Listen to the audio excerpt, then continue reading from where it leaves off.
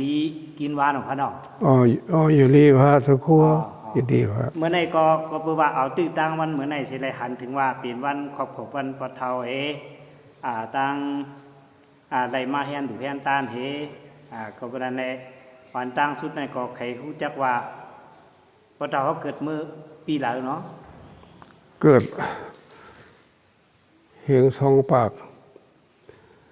98เลย98เกิดวันเสาร์ฮะวันเสาร์เนาะวันจันทร์เนาะวันเสาร์ตีวันก็เลยหูนเวียงค่ะตีไรหูไหนตีสันเนียนเนาะอยู่ที่สันเนียนเนาะสันเนียนหมู่วันนิมนต์เนี่ยพ้องแสงฮะมือปั่นเจ้าผ้าเนี่ยมือปั่นเจ้าผ้าเนาะพ้องแสงมือวันนั้นตีกัดเย็นหนูยตั้งพวกเฒ่าเขาใน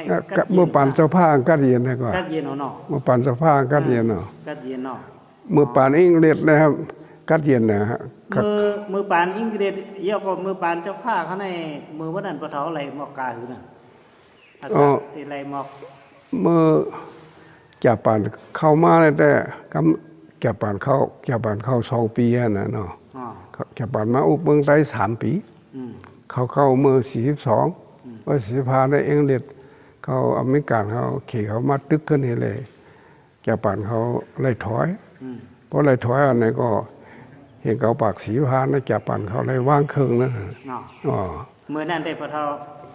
อย่าอ้องฮะเมื่อนั้นเนี่ยอะไร7-8 ขวบให้7-8 ขวบต้นตีว่าต้องด้วยพระนันเตเนาะต้องโอ้ยครับเมื่อนั้นต้องอันนี้เมื่อเหลียวในพ่อแม่ปะเทาได้ตึกนิ้วหาหรือว่าลูกปัวเขาได้ลูกอ่ะแต่เมื่อเห็นเก่าปาก60ฮะแม่ครับแม่ได้มาลูกที่เกียงใหม่เนี่ยมาลูกมือขามต้องดีนะ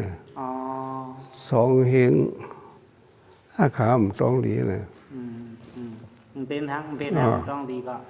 ลูกได้ลูกมีขาได้ลูกที่เกียงใหม่เนี่ยเดี๋ยวในพี่น้องผมต้องอะไรมีหลายข้อครับมีอันกึศแต่เดี๋ยวนี้มี3 ข้อฮะ3 ข้อไม่เท่าเมื่อกี้นี่เป็นปีนั่งจองแขนกันนะแขนฮะตามกันเนาะเป็นปีนางหลวงเพราะนั้นได้ปะเทาเป็นคนที่2แล้วเนี่ยน้องขาได้เป็นออกเมืองเจ้าสหันออกเมืองเหรอนี่ตีไรมือเดียวไหนมันดูทีวีโอเนี่ยมันก็มาให้ซึ่งกันเนาะเฮ็ดหรอมันมาเฮ็ดลื่นค่ะมันดูทีวีโอเนี่ยเมื่อปัน MTA เนี่ยนะย่อปฐมาในเมืองไทยมันก็มาอยู่จอมเจ้าก้นจึงในเขามาในมันหรือว่าอยู่จอมกันตั้งนอกไอ้จังไปมาตั้งในนี่เนาะหัวปอก้นซึ่งเนี่ยเห็นเก่าว่า12มันก็เฮ็ดกลมเน็ตเห็นไหมกำในคาเนี่ยเฮ็ดซึกปะโอเนี่ยคาเฮ็ดติซาเฮ็ดในปีเห็นเก่าว่าเสียคาเนี่ยเป็นลุงเฮงสังมาดอยู่สันเนียนเห็นไหมมันนั่นเป็นเสียขาเฮ็ดจอมมันไล่6 เดือนปวเมียมก็ห้องขึ้นมันก็ปัดขามาขึ้นก็ได้ว่าถึงมาเฮงเก่าปาก12ข้าซ้ำเขาเฮ็ดแห่งซึกปะโอเฮ็ดซึกปะโออันนี้เฮ็ดดีเสียปูกีฬาหมองเฮ็ดจอมมันก็ได้หึงก็ว่าล่ามองในมันให้นะปะโอเนี่ยเหมือนนั่นแหละพระราชมีตราเนี่ยมันฉี่ก็เมื่อเดี๋ยวได้คำเป็นเส้นหนังนะฮะเมื่อเดี๋ยวได้ตราก็มีพระก็มีปะโอเนี่ยก็ในเห็นอันนี้เฮ็ดจอมกันก็ในปุราเพียมอ่อนหัวค่ะปุยลาเพียเนี่ยเขาเฮ็ดปีทุสิตติลอยเหลี่ยมเนี่ยนี่ข้าก็อะไรเข้ากว่าซ้อมเพราะเข้ากว่าซ้อมมาในกำในขี่พวกเขาเมืองไต้กำในข้าขนาดเมื่อ52เนี่ยกำใน52 เขา53ให้อยู่ก็ในโบราณมองเนี่ยเหมือนตั้งเนี่ยมีเอา3-4ก้อยค่ะมันทั้งขึ้นปลายโบราณผีนี่ฮะเนี่ยปลายครับปลายโซปะอ้วนนั่นเถินนะฮะเนี่ยปลายเมื่อเหี่ยวมาอยู่ทั้งปุ่นก็ในมาห้องข่าวกว่าซ้อมมันเมื่อกำนั้นเหมือนตั้งนั่นแต่ปีมันเนี่ยมีเศษเปียกสิบ่เมื่อเฮ็ดกากหอยเยี่ยนี่ก็ในว่ากากหอยยี่มันปลายอะไรโบราณผีมันเฮ็ดพิษโบราณผีเดียวยี่มันกำในประเทศนั้นมาเนี่ยมันปลายมามันมีกล่องปอดกันไงเนี่ยกำในมาสุขากำในเขามีเขาก็ห่อตั้งวันเยืองแบบเมืองล้างว่าจะได้ขนาดวันเยืองเมืองวันเยืองในกองสภาพกึดไว้เนี่ยปู่เฮงเอาสั่งเอาหมูทามเขาในกองกึดไว้เนี่ยแล้วก็ห่อเนี่ยก็เขาก็ออกปันกองเขาเล้าในวันเยืองเนี่ยก็ในวันนั้นเราขึ้นหวานตั้งป่าเฮ่ป่าปันพวกเนาะเพราะขึ้นทั้งนั้นเลยกะไรแทงกองหลักๆเก่าเล้า10เล้าพอให้ในสกอมตัวมาแทงพอให้เจ้าไหนมาเนี่ยกำไร2ถึงเขามีคน17ก่อเนี่ย17ก่อเขาคำตาตังกาเมืองกึ่งเนี่ยเขาป่า53เนี่ยคำตาเมืองกึ่งพอคำตากาเมืองกึ่งก็เอาเนี่ยก็คำที่ลอยค้างนั่นนะพอคำเอาเนี่ยเขาเมื่อวันพี่น้องก้นลอยของข้ามท้องซื้อวันเนี่ยพอเขาเมื่อวันพี่น้องก้นลอยได้ลีเนี่ยนี่เพราะว่าเสือวิรัตศึกษาผ้าชีรัตศึกมันเขามาลัดเขามองสวยเนี่ยสภาพเขาในเก็บอักขรเขาเก็บอันไหนเขาเขาใครหันอะสภาพในเขาเบื่อเขามองศึกปะโอเนี่ยเขาก็โมลาท่านี้กำไรให้หลานเดียว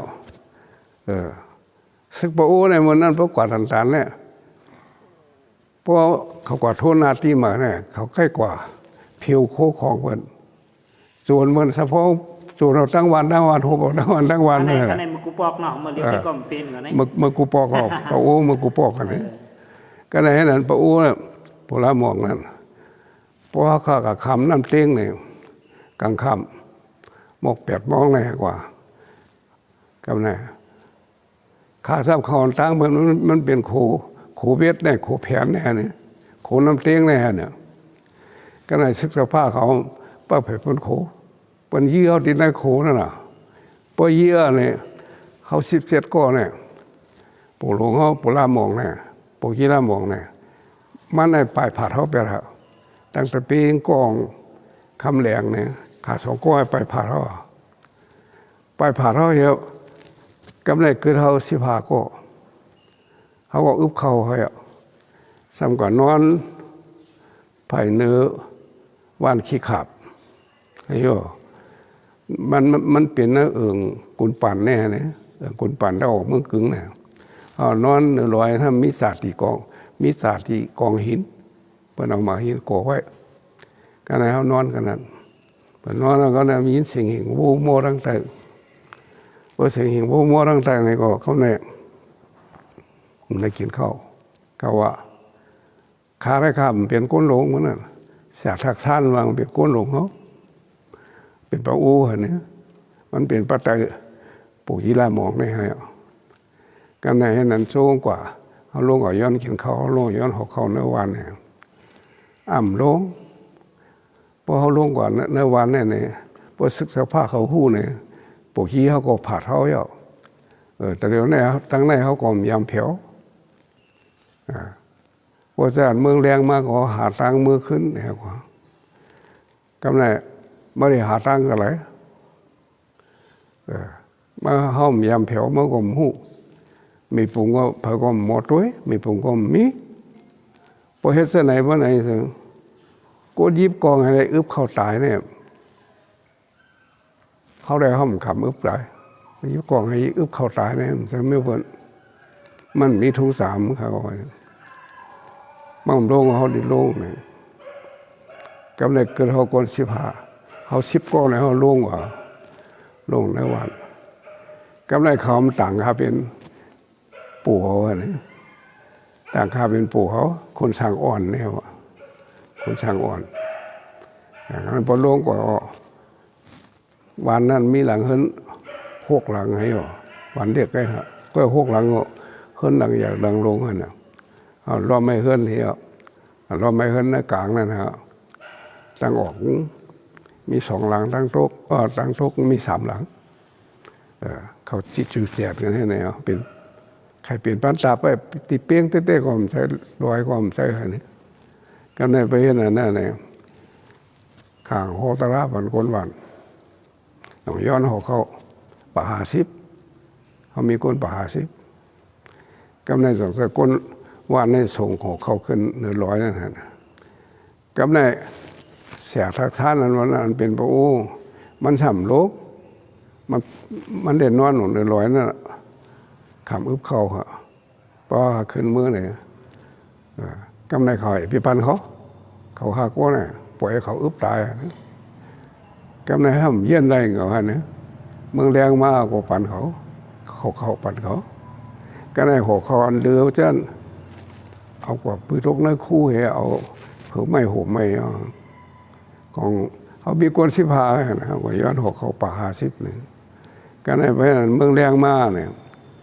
ก็ในเขาขาดออกมาทั้งยางลอยเนี่ยพอมายางลอยเนี่ยสมาหันเฮิรนปู่เฮียงมี2 หลังไงครับมีตั้งห้องจ้องนั่นน่ะเสียงของวันตกจ้องนั่นติจ้องนั่นเขาเฮ็ดปล่อยสั่งร้องปู่เฮียงก็มีเนื้อปล่อยนั่นให้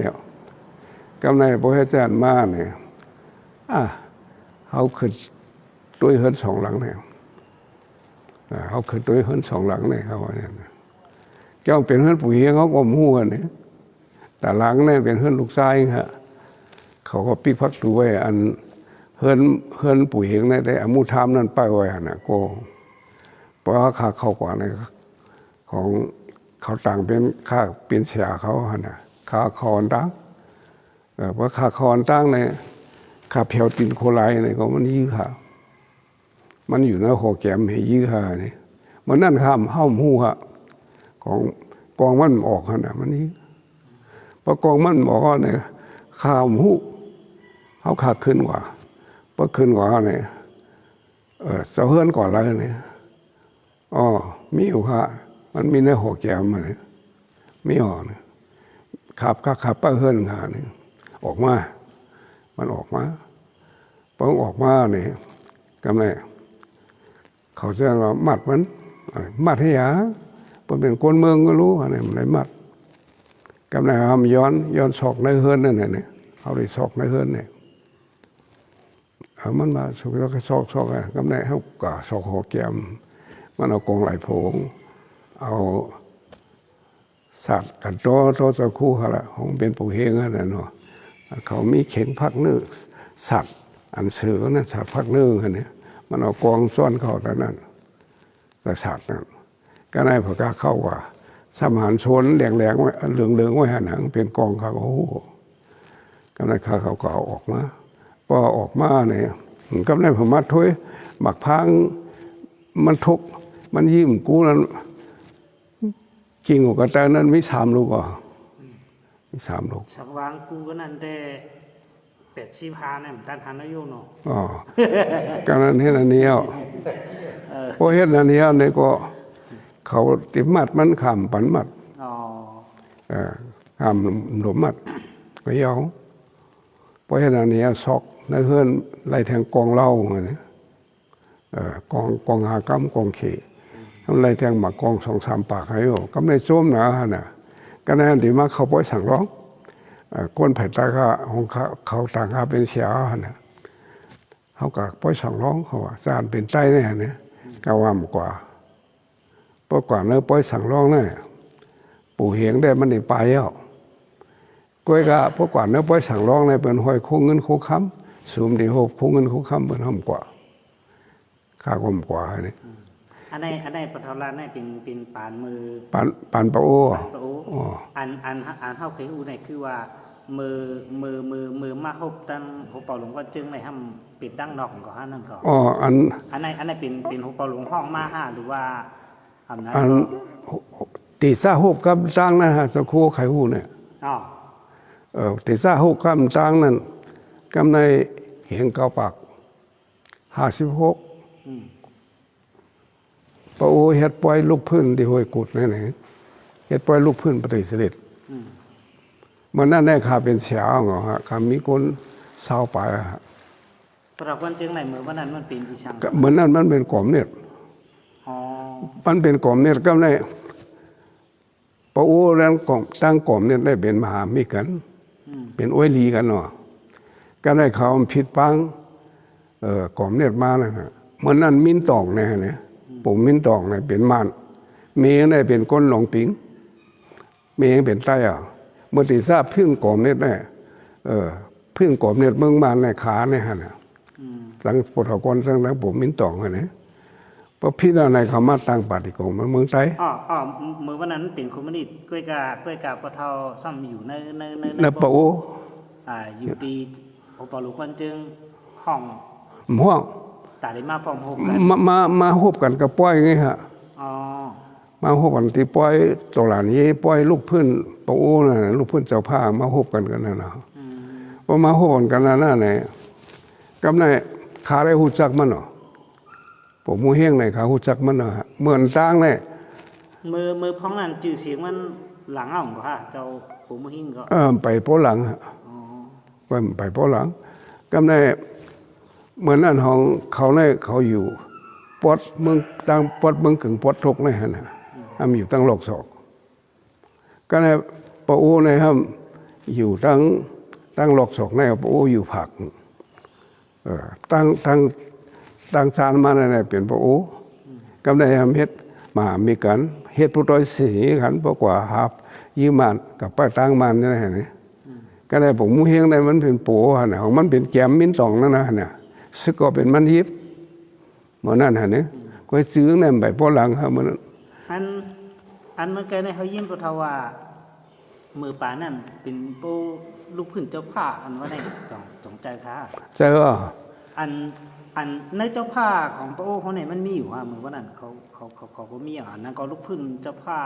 ใต้เหมือนจังเมืองเจ้าผ้าเมืองปอน5เจ้าผ้าไร่คา5จังหือนั่นอันในอันว่าลูกพื้นนั่นเขาอีกคำคาไรเจ้าผ้าอันลูกพื้นเจ้าผ้าเนี่ยเขาว่าสิเขาติดซาลูกพื้นในเฮงเก้าปากสีเก้าเฮงเก้าปากสีเก้าเนี่ยซุ้มปฏิการเมืองเขาเนี่ยปฏิการเมืองเขาในลุ่มหนึ่งในมิดิยานกุ้งลุ่มสองในมิดิตองกี้อันอยู่ที่ตองกี้เนี่ยเป็นอุผิวนะเป็นปะอุในมันเป็นอุกทางค่ะอยู่ที่ตองกี้เนี่ยในเมืองใต้เนี่ยไผ่ปะโอเนี่ยมันเป็นอุกทางอันไหนได้เป็นปฏิการเมืองเขาตั้งไว้มันก็หู้ตั้งในอย่างกุ้งมันก็หู้กำในซุ้มในเถิดเนี่ยซ้ำอยู่ในเถิดเนี่ยว่าลูกพื้นปฏิเสธพื้นเจ้าผ้ามันจะเขาพื้นเสน็จเขาไว้เขาพื้นลายเห็นลายสั่งเขาไว้ก็ว่าเจ้าผ้าเขาในเต็กเต็งก้นเมืองข่าปางร้องเก็บขอนขอนขอนอุ้ยนสวนไฮนาตองจะได้เก็บเนียงจะได้เก็บขอนหมดนะอันไหนเขาเก็บซ้ำเก็บร่นเก็บเดือกว่าเขาลูกพื้นได้เขาลูกพื้นเสน็จเขาไว้เขาก็ว่าอย่างนั้นนะเพราะฉะนั้นเมื่อเห็นกับว่า50ในข่าวว่าเฮ็ดสมลุงเฮงสังมัดนะมันก็อยู่ชั้นเน้นแค่นี้เพราะว่าโอ้เขามาเฮ็ดสมมันนี่ซึ่งเขาว่าน่ะไว้ในมาข้างขึ้นเฮ็ดสมกงลาหมองนี่กับในผมมูเฮงเนี่ยเพราะว่าอยู่ในปะโอเนี่ยตั้งปะโอเนี่ยมาเฮ็ดผู้ด้อยสิเสียงเฮ็ดซึกโฮมห้อมกันนะเนี่ยก็หาป้าดังศึกษาภาพป้าดังศึกมันกาศึกมันกาเสาผ้าอะไรมันสุกว่านะเมื่อกว่าอะไรเป็นกาศึกมันก็มันเนี่ยยากาศึกมันกาเสาผ้านี่แหละตั้งผมมูเฮงเนี่ยเมื่อข้าไปเป็นก้นหลงได้ตั้งโอ้ห้อมกันว่ายาศึกษาผ้า3 ปอกเขาอยู่ขี่กามาเนี่ยได้ศึกษาผ้า3 ปอก ว่าเลยนั่นแหละยึดซึกมันไว้ฮะเพราะฉะนั้นในผมมูเฮงในข่าคู่จักมันเหมือนนั่นฮะมันได้มูจักข่าก็ในประมาปล่อยหอยกูดเนี่ยปล่อยลูกพื้นเนี่ยปล่อยปะโอลูกพื้นเจ้าผ้าเนี่ยนี่ที่หอยกูดในเมื่อซึกกำผ่าปอกสองเนี่ยอเมริกันเขามาเฮ็ดกลางเฮอร์บินฮะเมืองไทยปอดสารเนี่ยมาเฮ็ดกลางเฮอร์บิ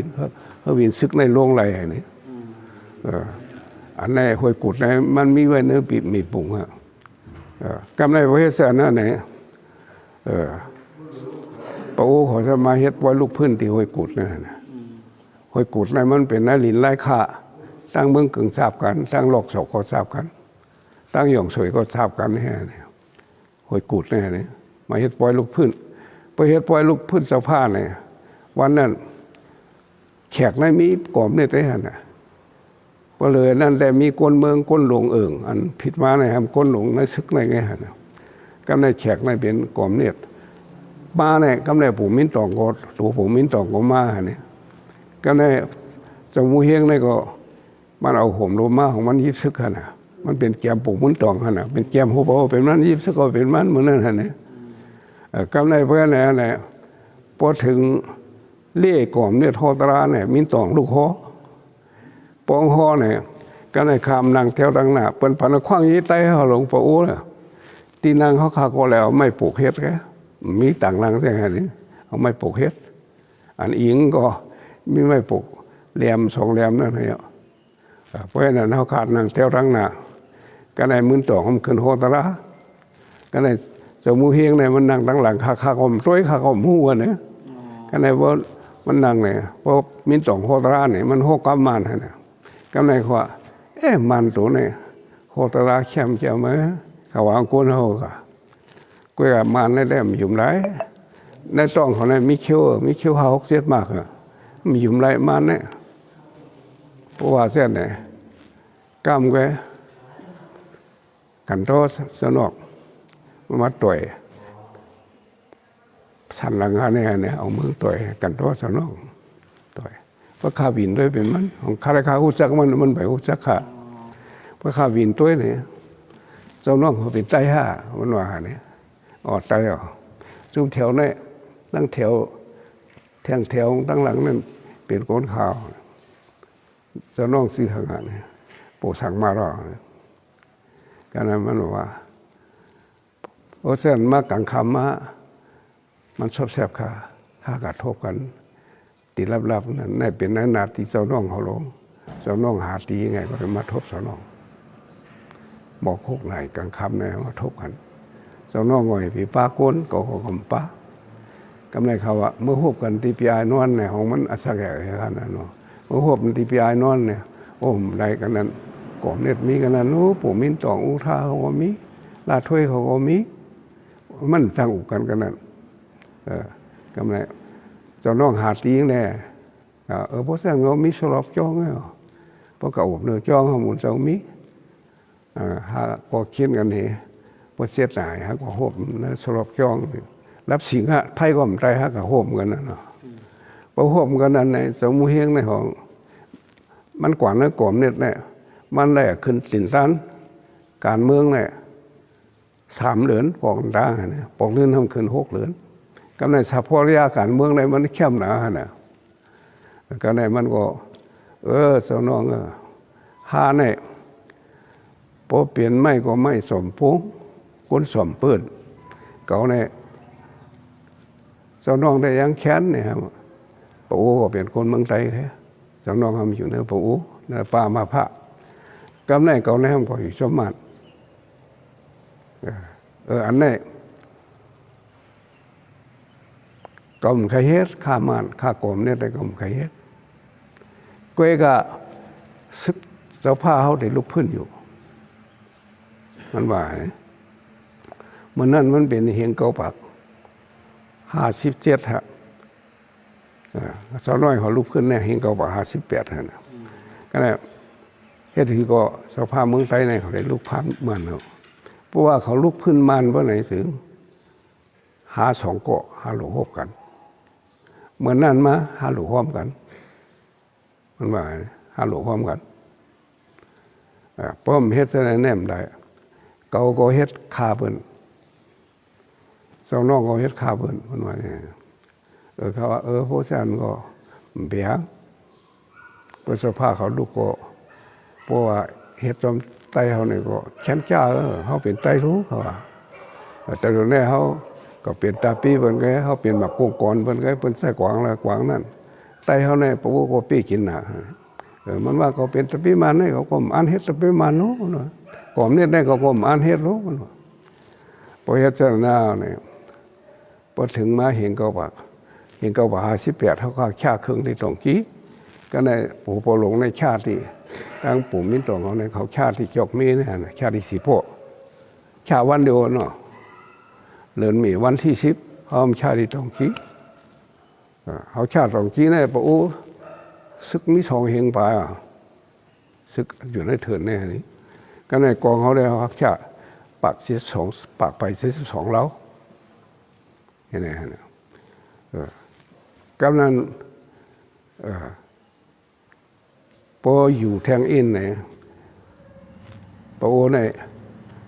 มานห้องเขาเนี่ยจากคนหลงเนี่ยนะอุลาผีเขาโปชันสูงเขาเนี่ยพอห้องเนี่ยมันว่าอย่างกองสูงเนี่ยสูยื้อเขาเนี่ยกองสูงมีเป็น2-3เหียงรู้สึกสูงก็เลยมาเอากองมาแหลกเอาลองกัดเย็นเนี่ย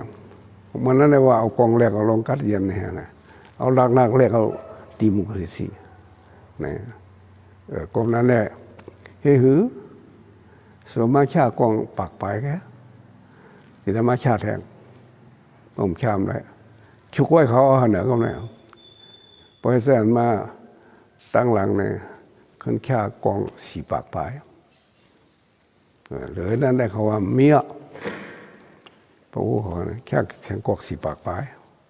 เพราะฉะนั้นนั่นเห็นก็ปาก59เนี่ยสกอนเชิงเนี่ยมันออกมาตีเกตซีเนี่ยมาชนตุ่มเสาลูกำในตั้งเสาลูเขาที่มาเฮ็ดหนุ่มเสือหานเนี่ยเห็นก็ว่า59เนี่ยเขาลงมาในไปเมืองหูดีอ่ะอันนี้ป้าไปเมืองก็เดี๋ยวครับไปเมืองก็เป็นตะปีเสาลูนั่นนะก็ในตั้งเสาลูเหรไปเมืองออกมาสองเขาไปเมืองเนี่ยมันเป็นตะปีเสาลูนั่นนะเสาลูเนี่ยมันเป็นหลานเจ้าภาคเกตซีเหรออันนี้ไปเมืองหูดีอ่ะก็ได้พ่อมาเนี่ยเขามาหอดเกียงจองเนี่ยมาหบดังคนแก่นู่ดังคนโตตาในตับสิ่งใดเนี่ยคนแก่นู่อันตายที่เกียงใหม่เนี่ยเราเสียงซึกนั่นเนี่ยมาหบเนี่ยเขาก็ติมาหาหนุ่มซื้อขาดเหมือนกันฮะมาหบในเกียงจองเลยนะพอหบงอเขามาอยู่ซ้ำกันนอนซ้ำกันกำนันเขามาหัวเย็นอะไรเนี่ยตับสหารหน่อยอินมีกันนั่นนะตับหนุ่มสหารพอเขามากันนั่นเนี่ยเขาก็มาดื้อกันนั่นสหารหน่อยอินให้เขาดื้อไว้กันนั่นสหารหน่อยอินเขาก็มีคนสั่ง2-3 ปากให้เยอะก็ในการซึกในเขาก็บ่แหลนเนี่ยก็ในสกอนซึกในจ่องมาหลัดนี่ลงสะโพกยาเอาเขาแถวกลางค่ำกลางไหนซึ่งสกอนซึกอ่อนเขาอ่อนเขาแถวก็ในมาอุบหน่อยอินเนี่ยเราอินแน่การเมืองได้ข่าวหูยืมมันเลยเพราะฉะนั้นนี้เนี่ยหูปลุงเขาเนี่ยส่งเข้ามาจากมาฮบสาวน้อยมาฮบที่ลอยหมางค้างให้โยกระทั่งปางทองเนี่ยให้โยเพราะฉะนั้นนี้ส่งมาเฮ็ดหนุ่มซื้อขานเนี่ยนะมาเฮ็ดหนุ่มซื้อขานไปตั้นหืมในเหียงเก้าปาก59ดีเสียงหึมนั้นเขาเหียงก็ปาก60เพราะนั่นดีกว่าตึกตาพวยอให้กว่า10ตาพวยอสาวน้อยแท้กว่า10มาเนี่ยกำในสกอนเชิงในเป็นคนอ่อนโหผัดไทยมันเนี่ยมีคางกองปูมันกองโลปินเนี่ยก็ในห้ามโปราชินเนี่ยอันนี้เป็นคนสาวน้อยเป็นยางมันก่อนพวกนั้นมาเนี่ยมาชะลูกตีตาพวยอเนี่ยมาชะก็ได้โปราชินในตาพวยอเนี่ยเป็นมันเฮ็ดมันนั้นมันเป็นตู้ตับควายมูขนาดอยู่พวยอเนี่ยเห็นอันนี้มันก็หู้ตับได้เป็นมันเฮ็ดขนาดตั้งเข้าตั้งออกแค่ซื้อป้ายามกันเลยกองกูตองไว้กันเลยสายล้มไว้กันเลยสายล้มนอนกันเลยสักคันมูนอนกันเลยในของมันหู้หมดอ่ะนะกำไรนั่นเนี่ยเขาก้นศอกปากปลายให้กว่า ก้นอ่อนหูเนี่ยหนึ่งในสกวนซึ่งนะสองในเป็นโบราณขินสามในเป็นโลปิ้นสี่ในเป็นมันโนหอยเขากว่าก้นสองปากไปสามปากฮะอันเขาปอหลวงในก็ตีแขนพูดในตีกับพูดกำนั่นเนาะพวกนั้นน่ะพวกนั้นเนาะก็เลยบอกกว่าเนี่ยเขาเลยรัดเถื่อนกว่าฮะลูกมือพ้องนั่นตั้งเมืองไทยในจ่องไปไหลมาปึงอิงตั้งเมืองไทยมันก็อยู่ตั้งเมืองจนหน่อยเขาเลยปึงอิงเงางุ่นเขาปังท้องในมีนะหลินไทยครับเดี๋ยวก้อยมันจับดังหลินใต้นั่นน่ะปังท้องในที่เงางุ่นจนหน่อยเนี่ยอันมันตั้งไว้นะเถิดแน่นะปังท้องในมันมีตีลายมือเดียวแน่มีหิมลอยหมางค้างในขนาดก้อยมันมีสื่อลายในค้ามท้องมีหิมลอยหมางค้างในครับเป็นนักหลินไทยครับก้อยมันเป็นตีหนีทราบก็เดี๋ยวเหมือนจึงกันไหนในหันน่ะห้ามเข้าก็อยู่พัดอยู่ตั้งไหนในที่ไหนก็อยู่ชอบหนีทราบก็เหลือใครอ่ะเพราะฉะนั้นในสองเจ้าปทมูเฮงในอ่อนโหยกว่าเพราะกว่าในโพลาเขียนแนมกายอยู่นี้เขาก็นอนตั้งขึ้นเนี่ยนอนนั่เถินกำไรข้าวสารเขาก็ที่ปังท้องในข้าวสารก็กินเนาะเมื่อเขาได้สาเหตุเนี่ยบางพวกได้กินข้าวโลหมักปักป้าเรื่องเขาเส้นอะไรกับเตียงหมักปักเขาฮะลูกกำลังเห็นเนี่ยพวกกว่าขึ้นเอาโพลาเขียนแนมก่อนหนาวครับเนี่ยกันหนาวร่วมมาขึ้นหูตัวฮะเนี่ยกำลังสาเหตุสก้อนซึ่งเนี่ยป้อมส่งเมื่อมันได้ตายยาเขาอันป้าเจ้าทำมันยาเขาไม่นำฮะเนี่ยกำลังเห็นอันเดียวใส่ก้นเอาก้นส่งโพลาเขียนมากขึ้นเอาก้น30 ปลายหาบมันมากพอมาสก้อนซึ่งในเตรียมดิกผืนเตรียมมาสิสักหน่อยจอมหันหลวงเมื่อเหลียวในเขาขาเผียวกันไหนกันไหนเผียวไหนถึงกันไหนกันไหนเขามีที่ไหนก็ได้ปูลาขินให้ครับอยู่ลีเหวล้มไม้ขึ้นป้อมไข่หูถูชิงอ่ะป้อมส่งเอาปูลาขินให้มันได้ตายอ่ะเนี่ยขาได้ส่งปูลาขินให้มาคืนน่าจะนะกว่าก็ได้ข้อ2ตาเพยโอเนี่ยขาก้มยามเผียวมีปุ่งก้มมีโลปิ้นก้มยามเผียวมโนก้มยามเผียวเขา3 ก้อนเนี่ยเหมือนดังก้นตาบอดเราห้อมยามเผียวก็อันนี้เขาขาดได้เฮ็ดซื้อค่ะการในว่าเขาปูลาขินมือเผียวมันเอาปูลาขินลงมาเมืองผางเลยฮะมาเขาห้องยาที่เมืองผางเลยฮะมายากันเลยก็ในให้นั่นเหี้ยก้นซึกเลยอันมาส่งปูลาขินให้มันจะกว่าขึ้นนะอันปวดเท้ามูเฮงก็รัดว่ามาขึ้นหน้าสุดเนี่ยพอส่งเผียวปางท้องเอาเผียวงงุ่นเอาเนี่ยก็มากขึ้นอ่ะนั่นมันเป็นตาผลงงุ่นก็ตาลุ่มลาปูลาขินเนี่ยนะว่าเพราะนั้นพอกว่าขึ้นเนี่ยเจ้าน้อยในเต็มดีกว่าซื้อเจ้ามูเฮงอามิ่งเขาเนี่ยมันจะอามิ่งมีห้างนางใหม่นะอามิ่งซึกถ้าเผื่อโอเนี่ยสุดที่ได้เอาให้มันไหลก็เนี่ยอันเมื่อเตรียมมันนั่นดิเขาสารเขาก็มีเอานั่นน่ะมันเขาสารเมื่อเขาป้ากะอะไรป้าเกี่ยแล้วของเขาสารกินหนาลงเมื่อเขาอยู่ปางท้องเลยนี่กำไรมีไตเขาทั้งวันสินจะเนี่ยวันเปียงหวายจะเนี่ยวันปิ่นจะเนี่ยทั้งเมืองผางจะเนี่ยไตทั้งในลักขึ้นส่งบันเขาไตทั้งในขึ้นช่วยเขาวันปิ่นเปียงหวายเนี่ยเขาช่วยนะฮะช่วยไตหุยวันจะเนี่ยช่วยเดี๋ยวเมื่อเจ้าน้องลูกพื้นนั่นเนาะก็นั่นเพราะเหตุนั้นเนี่ยเจ้าน้อยเนี่ยมันเตรียมดีกว่าเสียนั่นเอาให้ไหลตะหวยออกเนี่ยป้อมเอาไหลในเขาสู่อึบเขาก็อึบตายก็อึบตายสุราเนี่ยเพราะฉะนั้นจะก้นเชิงในเสร็จแล้วมั้งเนี่ยเพราะฉะนั้นก็กว่านั่นนะ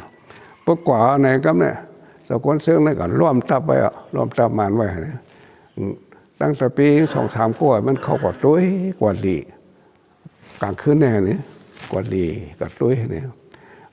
ลูกมันมีกาคือมีหลายลูกอันเขากับสืบกันมีหลายเส้นแต่มันเขาเข้ากว่าเขา3 ก้อนให้น่ะตั้งหลังได้แหละปู่มันโหทั้งโลพินเนี่ยเป็นค้างนะครับ2 ก้อนนะเขาก็เป็นคุณฮันดงนะเจ้าน้อยก็จะมูเฮียงเนี่ยเป็นคุณฮันดงเลยครับมันหนุ่มเสื้อขาดเขาปั่นเนี่ยก้อยก็ผู้จัดการได้เป็นมันเนี่ยพอละขิงเขาเป็นคุณฮันดงเขา3 ก้อนเนี่ยอยู่ปัตตานีมันเป็นคุณฮันดงกันจัดการกันนั่นนะกำในบริษัทเนี่ยจะมูเฮียงเนี่ย โบเสียงไหนเขาจมูกเฮียงได้เหมือนนั้นมันแข็งนะฮัลโหลโอ้เหมือนหลุมเนี่ยโอ้มันแข็งฮะมันได้ไผ่ซึกฮะเนี่ยมันกูฮะการในประเทศเสียน่ะมันเข้าหวานในตาหุยอองอ่ะเข้าหวานดีด้วยกันในหูร้องเขากันในเมืองที่เลี้ยงอ่ะมันหนังเสือกวนก็ไปไว้กันไหนก็ห้องซึกหันเข้ามาห้องกวนเขามาเขามาแล้วเขามาเลยเมื่อเขามาเสียก่อนทั้งนั้นเสียก่อนทั้งนั้นให้ปู่มโนเขาโรบินเขาเสียก่อนทั้งนั้นกันในนี่แหละเขามาแทงสองก็2-3ก็อะไรกำในเขาจะได้ไปตั้งเขามาเนี่ยมาน้ำตื่นแล้วนะประมาณตื่นแล้วมาทำมาทางหลังมาในห้องกับศึกนะผมมาทางหลังเนี่ยกับในเมืองเลี้ยงเอาน่ะมันก็เอาหมักป้อม2 ลูกกันโตๆฮะหมักป้อมใส่เอวไว้เรียกไปเอาขึ้นมาล่าง2 ลูกเอาซวบตื้อเราครบเนี่ยเมียขึ้นตืดพอตืดเราก็ผ่ายกวาเนี่ยปืนลงปัดแรงมันนั่นมันมีอยู่เนื้อปัดแรงมันนั่นเหรอปืนลงผ่ายซ้ายเนี่ยเอาปืนกระลังไหนหมักป้อมเอาแตกทั้ง2 ลูกว่าน่ะมันนั่นลูกได้มันนั่นลูกได้ตีโอเลยฮะเนี่ยของเขาก็มีก้นนำทั้งลูกเขานอนนั้นมี3-4 ก้อไว้น่ะเขาบาดกูก้อฮะหลงกำในเวรอันเหี้ยเจ้าคนเสื่องเนี่ยมันก็ห้องตั้งหลังเขามาแหละโรบินเขามาโนตา2 ลูกนั่นแหละเขาโอเลยก็หน่อยนี่เขาก็โหเลยอ่ะกันไอ้อันอยู่ตั้งหลังมันเนี่ยมันทำขี้ยานมันไปออกเป็ดอินฮะนะพวกไปออกอินมาในมาสมึงห้องกับศึกในผู้มาหอดกันนั้นก็ยื้อนะพอยื้อเนี่ยดูซึกหาเนี่ยไปเยื่อเป็นเกาเนี่ยมันว่าใช่ไหมแต่คนเสื่องเนี่ยพวกหาปิ่นโตให้เนี่ยก็ปั๊บเป็นแขนนะปั๊บเป็นแขนอย่าปีเมนโลเนี่ยมาเนี่ยสั้นระบบเนี่ยนะเพราะว่าเสื่องเนี่ยเป็นมานมันก็หัวเนี่ยกันเนี่ยมันก็ขึ้นยื้อมันหวาดเจ็บหวาดเจ็บว่ะฮะหวาดเจ็บว่าแขนซ้ายนี่นะดีเลยมาเต็บหนึ่งครับลูกเขาว่ามันหวาดหลายเว้นจ้าเมื่อวันนั้นเด้อันนี้บาดเหี่ยวฮะเนี่ยมันก็มันดียาวอินมันดียาวอินฮะสักครู่บอกให้รับก็ในก่อข้ามมันวันนั้นทำเป็นเสียวุนนะเนี่ยเป็นเสียวุนในจุ้มไงในจุ้มจะก้อนเชิงกว่าไหมอ่ะก็ในก่อข้ามในเมืองตั้งเมื่อเขาออกสร้างป่าต่างๆเนี่ยมันทำเป็นขุนหารก็ในกับย่าไฮเบิร์นอึบเขาฮะน่ะกลุ่มชาติในกำอึบเขาเหมือนนั้นกับย่าไฮเบิร์นเดิน11เนี่ยเนี่ยเปิ้นแตงมันทำนำฮะน่ะก็ในเขาเอียดเขาไม่เห็นเขาสก้นซึ่งได้มาอย่าพี่เข้าหนุ่มเสือหานเสือพี่เข้าเอาลีก็เลยซัดก้นก็เอาไว้อย่าไปเหยียบต้นเขาเบิดแต่งได้เขาอ๋อก็ปวดเจ้าก็มีเขาอึบเขากล้วยกาบ่สวยเสียเนี่ยต้นเขาเบิดก็เหยียบต้นเขาเบิดลูกต้นเขาเบิดก็ซุ้มอย่าไปแอนอย่าไปเข้าเห็นไหนกว่าก็ได้กคำเนี่ยมันเป็นขุนหารอึบเขาบ่เป็นหน้าที่คือแหลมเขาอ่ะขุนหารหลวงมันขำอึบตายลูกเขาเนี่ยเขาแอบหนุ่มสักขานเนี่ยเห็นว่ามันว่าเนี่ยนะป้องว่าเสียจะก้นเสืองเนี่ยฮะไอ้โก้มึงพูดว่ามิ่งแน่ก้นซึ่งในหลักกองแสงอ่ะเพราะในปู่สู้หมอกก้ามเนี่ยมันอยู่เมืองหน้าเนี่ยนะเป็นก้นสาวน้อยเต้ๆฮะเนี่ยมันกว่ามันทำกับซ่อมหูปอลงฮะนะก็ได้แต่ก้นมันถอกจากกองสาวก้นซึ่งในถอกปากขึ้นนี่ไหนอีขึ้นนี่ไหนฮะกดข้ามมาอยู่ตรงหน้าด่านหวางเหนือฮะนะกองเนี่ยเพราะนั้นในกดข้ามเนี่ยก็นอนก็เพย์ไฮฮะนะจมูกเฮียงยี่เหรอจมูกเฮียงยี่เหรอเนี่ยนอนไฮเนี่ยนะก็ในเห็นนั้นมาขา2 ก้อนเนี่ยพวกใส่กันนะหล่อนช่องเนี่ยกดข้ามเนี่ยเป็น10 ตันฮะลูกกดข้ามเนี่ยตั้งหลังมาเป็นสายล้มเจ้าน้อยเนี่ยนะสายล้มลงนะเป็นอุกฉุกผ่ายสายล้มมันเป็นคนสีโป้เป็นน้องสายอ่องทุนอย่างกุ้งแน่สายอ่องทุนนั้นตึกตายแน่เนี่ยเขาเป็นลูกพี่ลูกน้องกันเพราะฉะนั้นอะไรกว่าข้ามเนี่ยมันทำเป็นชาวหุ่นกดข้ามเนี่ยเนี่ยชาวบุญนับสกอนเชิงอะไรก็เดี๋ยวฮะก็ได้เพราะว่าสกอนเชิงบาทเท่าไหร่มันพอลุ่มล้าหลีฮะน่ะ ยาของมันบ่ซ้ำบันลีล่างของมันบ่ล่างบันลีของไรหับมันได้ถึง3-4 วันเท่านั้นก็ได้บ่มาฮอดปางท้องเลยเมียนเอาหั่นแขนให้เขาลงมาเมืองผางบ่มาเมืองผางเอาเนี่ยเสียหุ่นเมืองผางเลยตัวว่ามันได้เอาแขนได้พวกสุ่มเอากว่าเจียงใหม่มาว่าเนี่ยติไรเตี้ยบ่เนี่ยพอเอามาเจียงใหม่ในของมันเนาหั่นน่ะเปิ้งเนาเปิ้นก็ย้อนเตี้ยนะเนี่ยพอเปิ้นย้อนเตี้ยเนี่ยกำไรสาวน้อยเนี่ยมัดด้วยเอาหั่นเนี่ยมัดด้วยกำไรพาก็มัดด้วย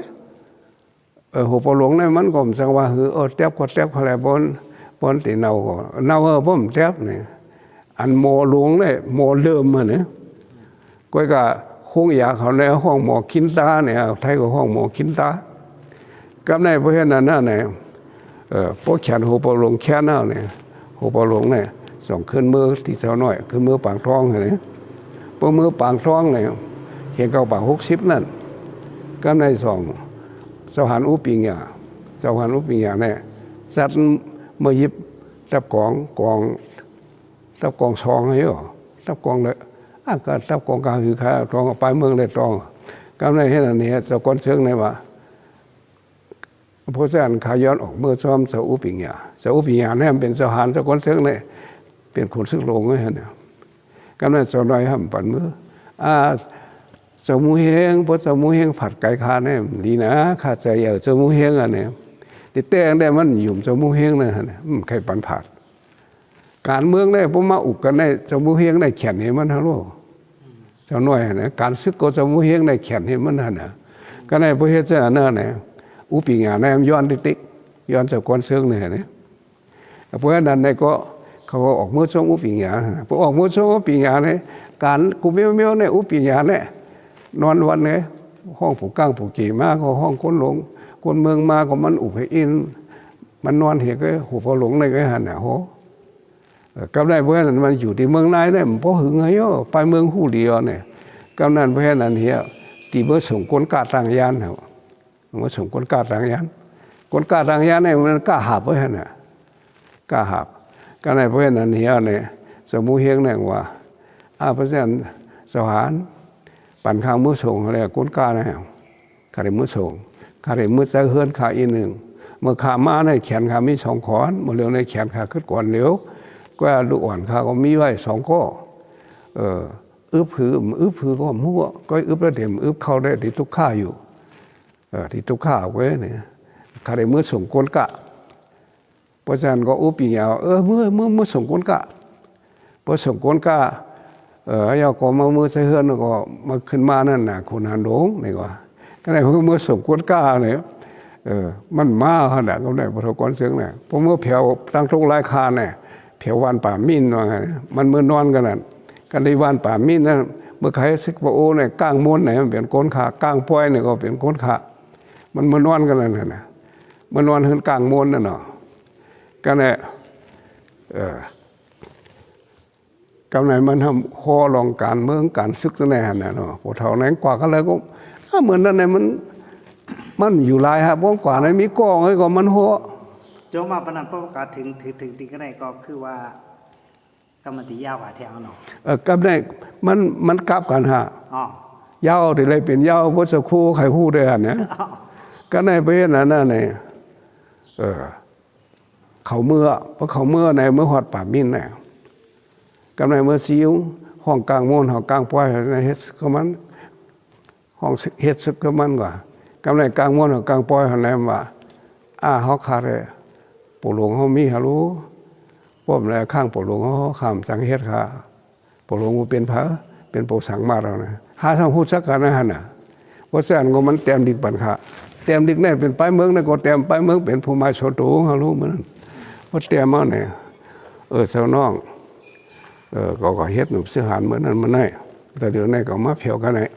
เมื่อเขาการในแขนเขามี2 ขอนเจ้าน้องก็หันหนูรู้เมื่อเดี๋ยวนี้แขนเขาขึ้นมาคนเดียวก็เป็นหือมีคือก็เจ้าน้องมาทบขากรรมเลยมาทบปีอายกรรมเลยเมื่อนั้น5 ห้องกันปีอายน้องให้เงินนะตีเต็มมือแต่เจ้าหูสักกันนะเพราะเห็นนั้นในคำมาทบตีวันเยื้องนำกัดอะไรพอมาทบกันนั่นไหนเหมือนตั้งในขาดทบปลูกว่าคนปลูกว่า ลูกตีปู่หมองมาสมาหัวคนจะก้อนเชิงเนี่ยคนจะก้อนเชิงเสือเย็นเขาฉาเสียนเขาจะไหนมีไว้มันจะเอากองไว้ปันเขาใช่กองมี61กันฮะเมื่อปันกองเนี่ยมันไม่เกิด61กันทั้งกองปวดกันซ้ำปันฉาเสียนเขาเสือเย็นเขาปู่เสือห้าเขาจะไหนซิมไว้ฮะนะกำไรมันจะมาหนุ่มสุขาเนาะกำไรปู่ว่าในลงมาส้นถุงเขาเสือเย็นเขาเนี่ยออกสู้ปู่ว่าเนี่ยนะกอง60ปลายเนี่ยกำไรพระเฮเซนมาเนี่ยโซที่หมดหักฉุงเนี่ยเป็นในปะอูมันเป็นไผ่เมืองเป็นไต้ก่อนดังค่ะกำไรมันเนี่ยสมาเฮ็ดซึกไต้มาเฮ็ดซึกไต้เงามันตั้งไว้บรรจุมปิวโซที่อภัยเนี่ยกำไรมาห้องขาเขาว่าคำเพชรมาเลยก็ยิบไผ่เมืองมันก็ยิบไผ่ซึกมันวางค่ะคำเพชรกำไรมันต้องกว่าเฮ็ดฮะนะป้องกว่าเฮ็ดในตั้งปู่ว่าเขาในเขามายืนฮะตั้งเสือเย็นเขาจะไหนยืนกันในวันเยื้องได้ฮะนี่เป็นป้อยตึกกันเนาะกำไรจากก้อนเชืองในมันเข้าเมื่อนั่นฮะว่าเข้าเมื่อเนี่ยมาห้องขับว่าห้องเขาฮุบเขาเมื่อฮุบนำกัดนั่นไงคำนั้นเนี่ยจากก้อนเชืองก้นหวานธรรมราชนะปู่ซื้อให้เป็นก้นปู่ว่ามีอยู่พระเรือนสี่มาลาดจากก้อนเชืองเห็นไหมกันในพอมาลาดในห้องเขามาสุขะปู่ซื้อให้เนี่ยก้นปุ๋งเปลี่ยนชื่อพอลาดของเป็นก้นวันมันหู้นะก็ในผมมาสู้เนี่ยครูปลงเขาเนี่ยใช้ก้นปะยาไม่สอกก็ต้านเขามาแล้วไหนผมมาเนี่ยว่ายึดเขาเนี่ยสู้เป็นไอ้ค้ำห้าเนี่ยอันก้นหมดเราฉิวเนี่ยเป็นไอ้ค้ำอันอยู่ในวันเยื้องเนี่ยนะมันเป็นไอ้ค้ำห้าว่าเป็นไอ้ค้ำเขาเยื่อเนี่ยจ้าเขาเป็นก้นจมูกเฮงเอาไปก้นมือเฮงวางกองสุดอะไรวันนั้นกำลังบ้างเขาว่าอย่างเขาถึงเมื่อถามปู่มูเฮงก่อนเมื่อถามก้นหลวงเขาก่อนก็ทำเกิดไปกันก็มาถามว่ามาถามเนี่ยว่ามันเป็นโซน่าเนี่ยมั้ยว่าจะก้นเสียงเลยว่าไงว่างปัดนี้เพราะว่างบันเครื่องเอาเนี่ยเขาก็เอากองเขาสองกองอ๋อบางเขามาเนี่ยซอกดินถอดเขาเปลี่ยนขึ้นมาเนี่ยไอ้คำมีหลายเนี่ยเนาะกองให้ไหนมาด่ะก็จะก้นเสียงเลยว่าข้าก็นั่งกันนั้นไงข้าได้ข้ามีกองปอดหันน่ะข้าเสื่องไว้จะก้นเสื่องห้องข้ากว่าข้าปลากองปอดก้นข้าก้องปลากองสเตลที่ใส่ไว้ในโถงหาได้นั่งภายในพิงไพ่เงี้ยของก้นบ้านนั้นหูจักขาเนี่ยก้นปวดหลงมานั่งในจะก้นเสื่องนั่งภายเนื้อพิงไพ่เนี่ยนั่งดังหรือเพราะฉะนั้นผมเสียหายเขาเอ็นมาพกปักตูนั้นมี2 ตูขึ้น2ขึ้นเนี่ยเอ็นของมาของปลอกลึกเนี่ยกองเขาได้เฮ็ดอังกัดมาเนี่ยตีมาก็เลยสะกอนเสียงว่าโซน่าเกานี่กำไรพวกมานั่งไหนก็เกานี่นั่งลงอ่ะนี่พวกเป็นเสาได้นั่งนี่พวกเป็นอูเขาได้นั่งนี่มันห้องอูเขาก็แบบนั่งอ่อนนี่อูเขาก็เลยพวกหลอมตัวให้ไหนมันหายอ่ะนะก็ที่แขนอูเขากึศขวัญก็ล่ะนี่มันหายฮะเนี่ยวันไหนสมุเฮงเนี่ยว่าโซน่าไม่หายการเมืองของก็แขนเขาเรียกว่าไม่หลุดหายถอดซอกตีนสูเหนอนดังนั้นเนี่ยสูนอน2นั่นเนี่ยย่ำหลุดไปสูบักกองสอออกหมดอ่ะสูสร้างมันนึกโกงลูกสะก้อนเสื่อว่าเอาออกก็บ่เป็นอู้เขาได้หู้เอาออกเขาขาพิษเราฮะลูกกันโตหาอู้เขาเนี่ยมันคู่ไปไว้สะก้อนเสื่อเขากันโตหาเขาเมาเหล้าหันเห็นอะไรฮะสะก้อนเสื่อเนี่ยขึ้นห่มกันนั่นฮะพอห่มกันนั่นน่ะเนี่ยสะก้อนเสื่อเนี่ยป้วนลงกับเมืองล้างก็สูบอกว่าขาได้ขามาขึ้นเสน็จก็ขามทบไปก้นปู่ว่าเขาล้างปู่เสียเสียนเขาเลยทบกันปู่เสียเย็นเขาเนี่ยข้าว่าขายเฮ็ดจ้องเขาอยู่ก็ขาซ้ำเกี่ยวเขาซ้ำมีหมู่วงการเมืองสังอันนี้พอมาเนี่ยก็เสียเสียนในมาละปู่ลงได้ไรเฮ็ดจ้องเขาข้ามอยู่ในปู่หันกล้องปู่ลงส่งขึ้นไว้เพราะว่ามันคือเท่าชาหมดเรารู้เหมือนสูน่ะสูก็ชารู้เป็นกล่อมเนี่ยเท่าชาวันเดียวนู้เขาว่าเฮ็ดก่อมบามเฮ็ดก่อมบะตอนแรกก่อมไปเฮ็ดเขาว่ากำเนิดบรรดพดตกหันน่ะเพราะว่ากองปู่ลงมีในไปไหนมาบ่มีได้เฮามัดปู่ลงบ่สุใครมาน้ำมัดตะเหลียวเนี่ยจะเป็นหางเขาก็ว่าอย่าง วันนั้นของข้าก็ตึกหนุ่มเลยนะกำไรเขาก็พอเสร็จนะคล้องสวยเนี่ยลูกนับปลีออกมันว่ามันใจเสด็จรู้ใต้ห้องกันฮะอุบกันดีอะไรเนี่ยข้าพวกอุบดีก็อุบดีพวกสุดใครมาแล้วมาอ่ะเขาไม่ก้น30 ปลายข้าให้เขาขาก้น4 ก้กำไรเพราะว่าเขาอามาของเขา4 ก้เขาป้าไว้กองปอดโก้เนี่ยข้าก็อันเยอะก็เลยเพราะนั้นเหียมันก็ขึ้นด้านดีเสียเนี่ยมันชอบก็เลยของพวกสุเฮ็ดพวกเฮ็ดจำเขานาทีจะได้ปลงถึงไรทิ้งขึ้นมันว่าเนี่ยถึงไรทิ้งขึ้นพอทิ้งขึ้นเลยใครชาปังร้องชาใครผูกยาพินผูกพอใครสู่ยาก็สู่เนี่ยอันไหนมันแมนขายอีกแล้วเนี่ยว่าเสียในกฎการเมืองจะในหนุ่มสถานเปลี่ยนอันตู้ไว้เนี่ยในสายขาในว่าเนี่ยนะก็ในว่าสมุเฮงในมาเนี่ยของสมุเฮงใน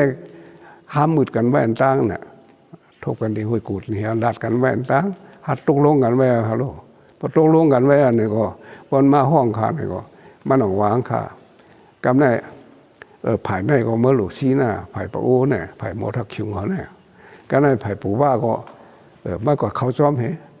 ก็อยู่ซ้อมกันนั่นนี่มันวางขาเนี่ยข้าก็เข้าออกที่ปู่ว่าเนี่ยขาก้น4 ก้ฮะมันได้เท่าขาในกองหากันกองปอดขากันกองยาวเนี่ย4 กัน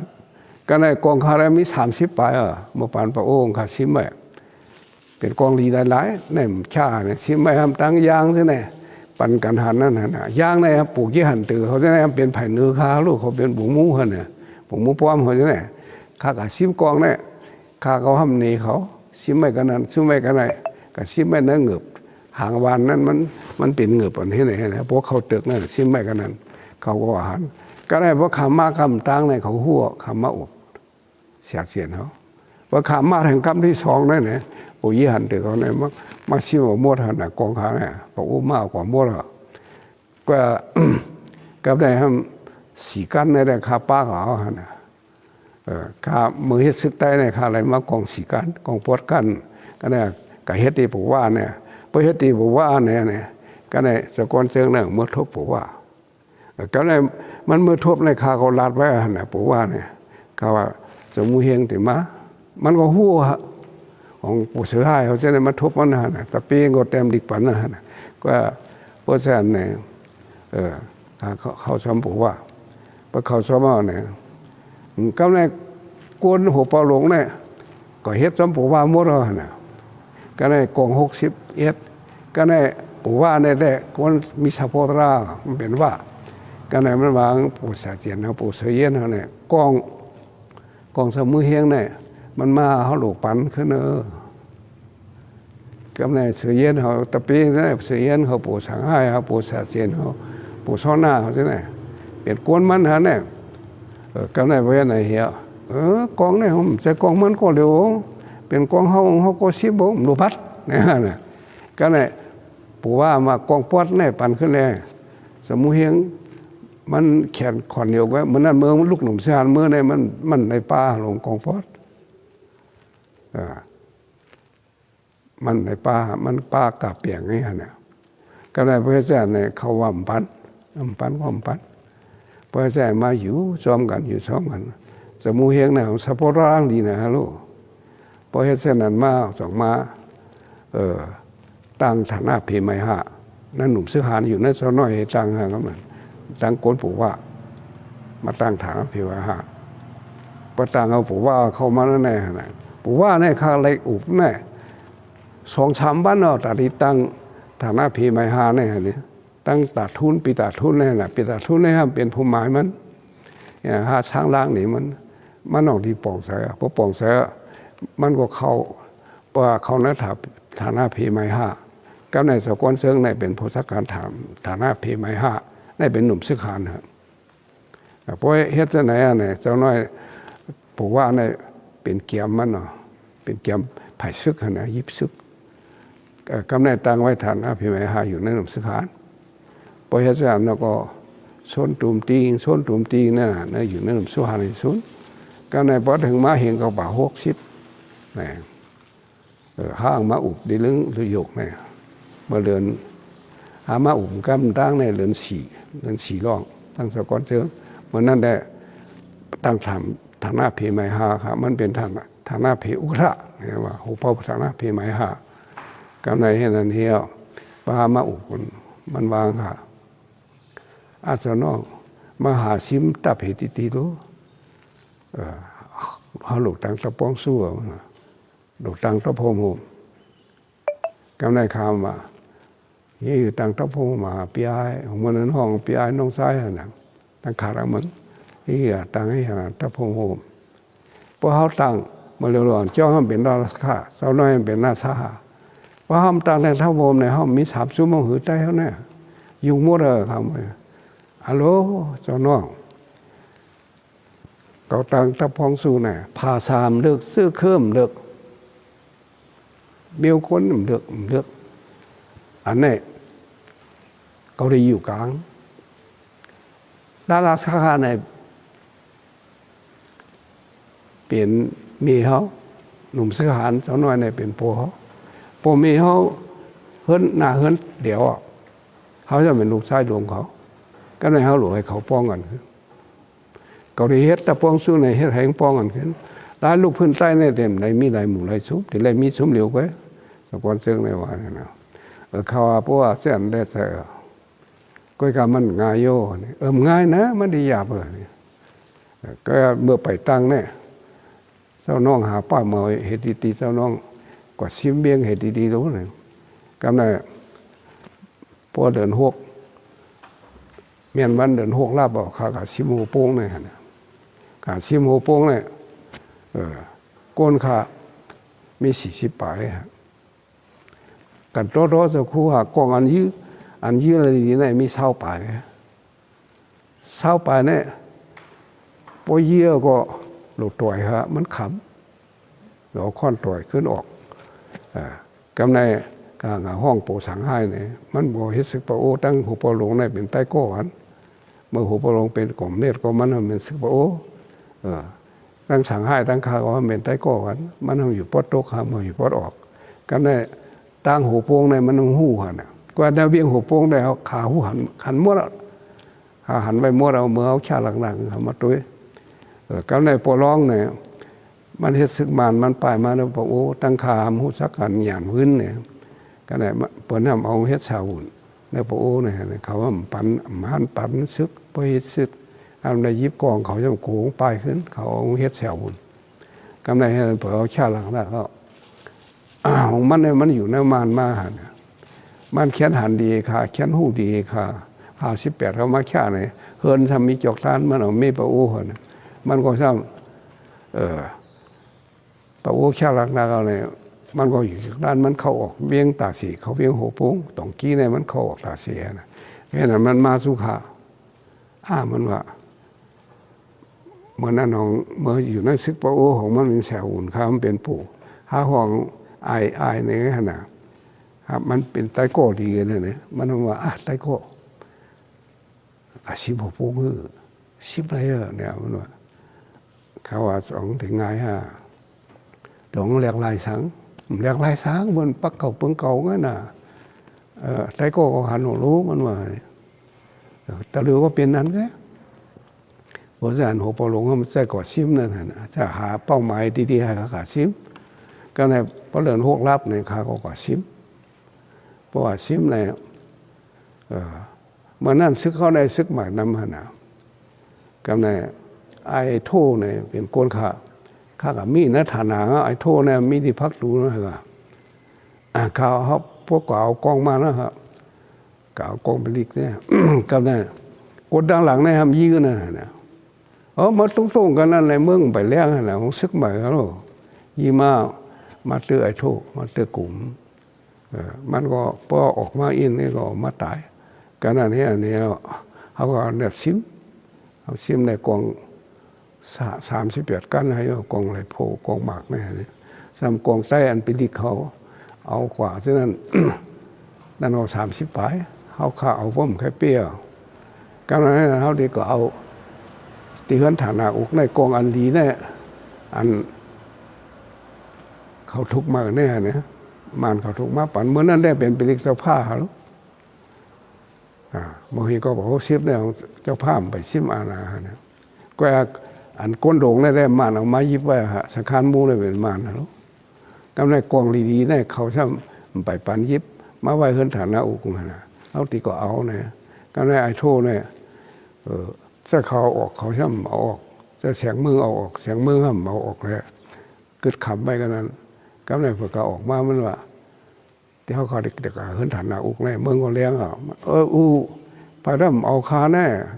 วัวที่ป่วยตายฮะเนี่ยเพราะฉะนั้นเนาะห้ามกว่าเฮือนฐานะอุกเนี่ยเพราะกว่าเฮือนฐานะอุก12 กี้ได้มาแทงกำไรกวนบาดเท่าแน่เขาที่ไว้กึดกันไหนมันห้ามปันเป็นไรถูกตายก็ห้ามปันไร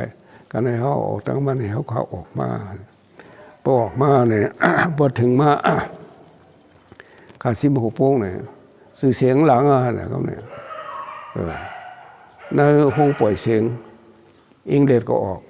อเมริกันก็ออกขาซิมกลางไหนเพราะกลางวันมาจึงมาพุกออกคำเหนียวหน่ะเขาพอออกเขาไหนก็กำไรขามาทำนะปูเท่าเขามากำไรโอ้เห็นนั่นนะก็ขามาเผียวที่วันเยื่องเลยพอหลงแล้วก็โจมมาเขามันโจมหนาเนี่ยกำไรนั่นเหี้ยพอถึงว่าเรือนเจ็ดเอ้ยมาต่างทับโซสู้เนี่ยนะมาต่างที่เมืองล้างเนี่ยนะการแน่หูพอหลงใส่ข่าวเนี่ย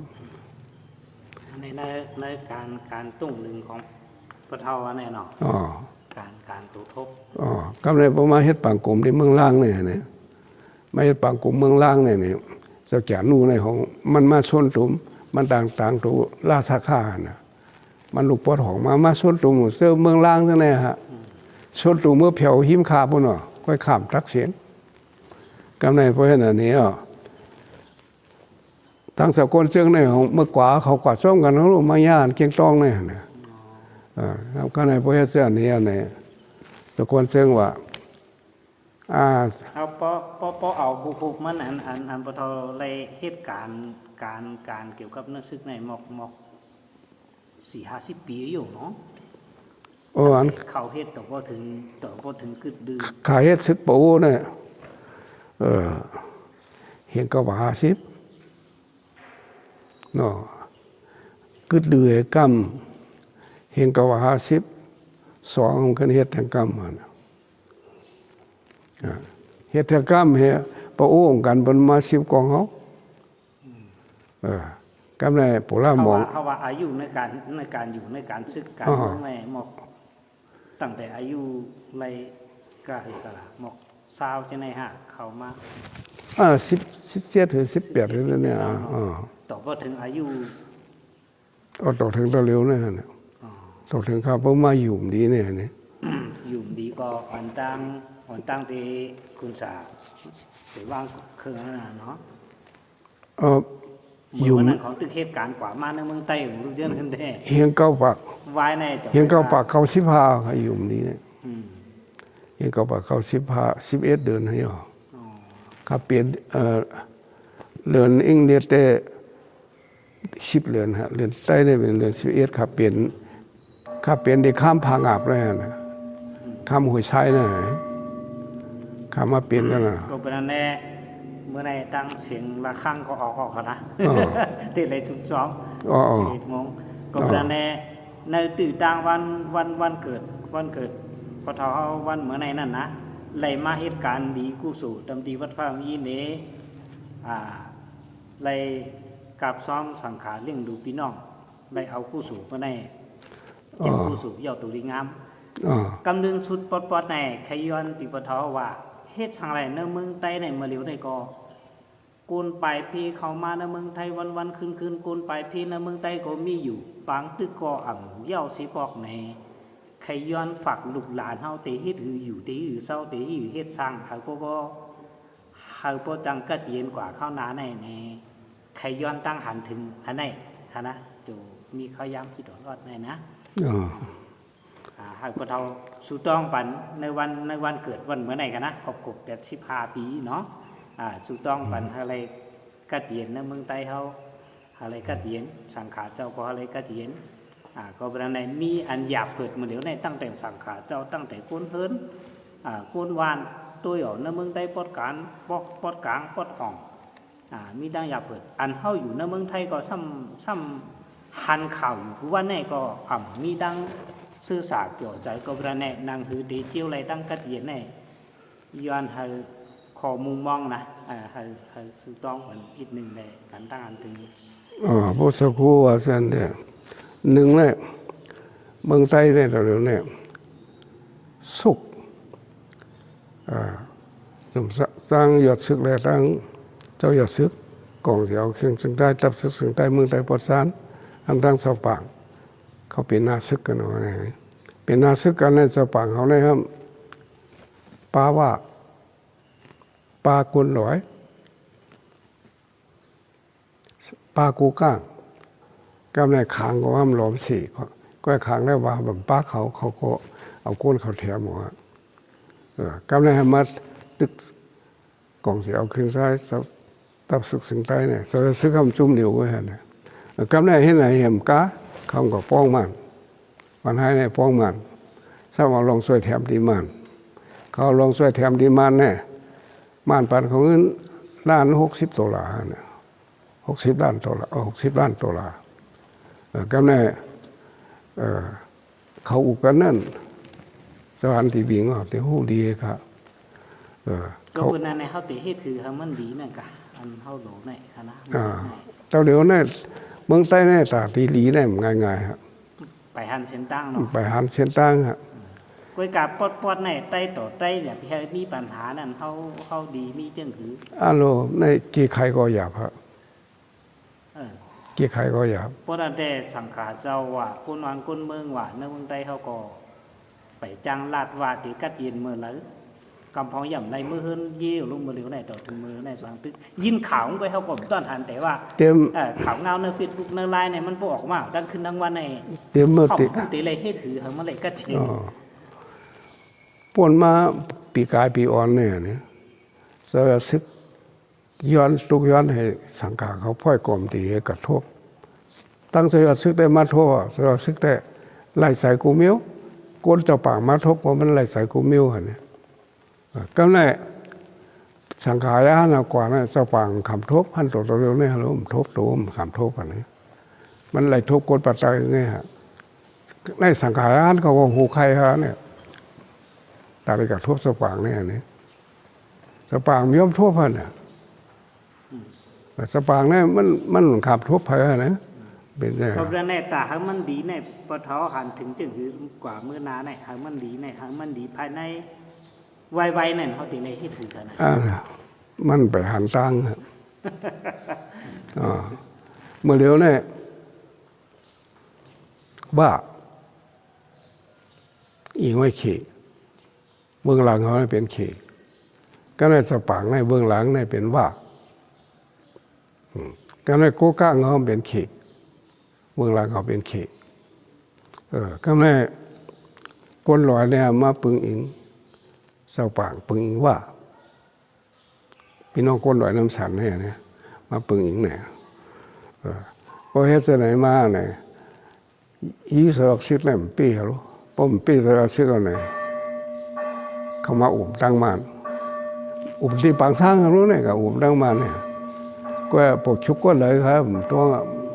สหารที่ต้องเลยเป็นทั้งอะไรเด็กนะเขาย้อนป้อนมังกรที่พอเท่าลาดปันลองว่าหามันกัดเหียนเมืองใต้ในบ่หายกัดเหียนเนี่ยกวนนั้นเหตุการณ์เมื่อเร็วเนี่ยซุ่มบิบกองกลางมาซุ่มเหตุการณ์เมืองมาเนี่ยเขาหลกชั่วหมาหน้าเขา1ชั่วหมาหน้า2ชั่วล้อผ้า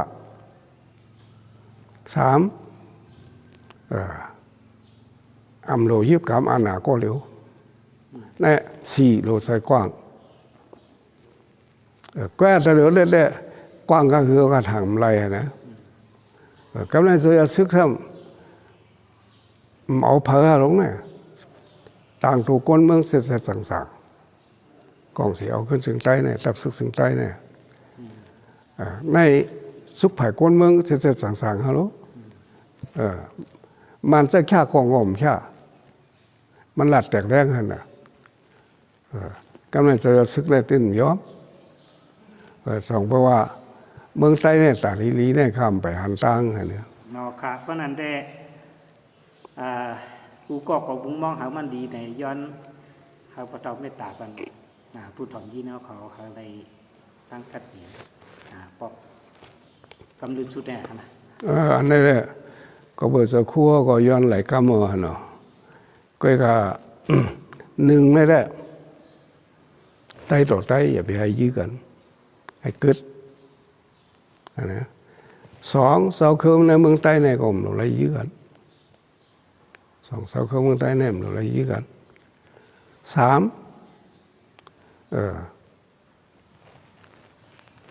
ตั้งกรมดียานสังขายกรมดีก้นเมืองเหอยู่กลางให้เลยอุบตั้งสองฝ่ายอันนี้ได้เผออันนี้ก็ขัดทางแต่เจ้าป่าเขาเลยคอมหับเฮ็ดไรมันก็กัดเย็นนั่นนะเนาะขัดทางได้เจ้าป่าคอมหับเสือซึกแต่ตื่นหับเสือซึกแต่เพราะว่าตาการซื่อสัตย์การทอดเดือดสีเองแต่พ่อมโฮมกันเนี่ยมันถึงผุยพักดูไม่ตาสีนะอันนี้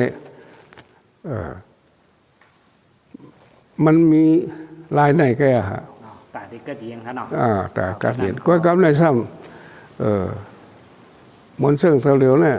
สังขารหันติลัดเต้ก่อมสังลาทางลงเนี่ยอันนั้นแต่ตีอมผู้ใจว่าเขาแต่มุงมองสู่ต้องเขาในเมืองไต้ก็เจียงฮะเนาะก็ปูว่าพอมีลองซุกซักมาในก็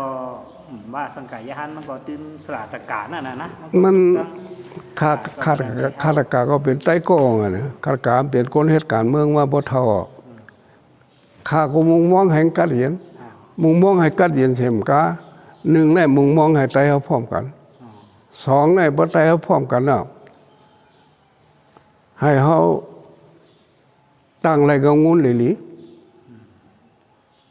มีที่ห่างแหมการงานหลีมีเงางุนหลีอันนี้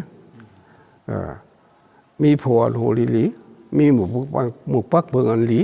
กันให้มีคนสมตั้งหลังหลีคนเมืองได้เดินหลีอยู่ตาเสียให้เพราะว่าเฮ็ดไรแท้แต่หลีก้อยกามันง่ายๆแต่เฮ็ดไรแน่เนี่ยมันไปง่ายๆก้อยขาได้ขาบุงมองให้ไตเฮาสู้พร้อมกันให้ไตเฮาสู้ป่นตังทุกขะป่นตังหยาบผืดป่นขี้ขาเปิ้นขามีไหนฮะ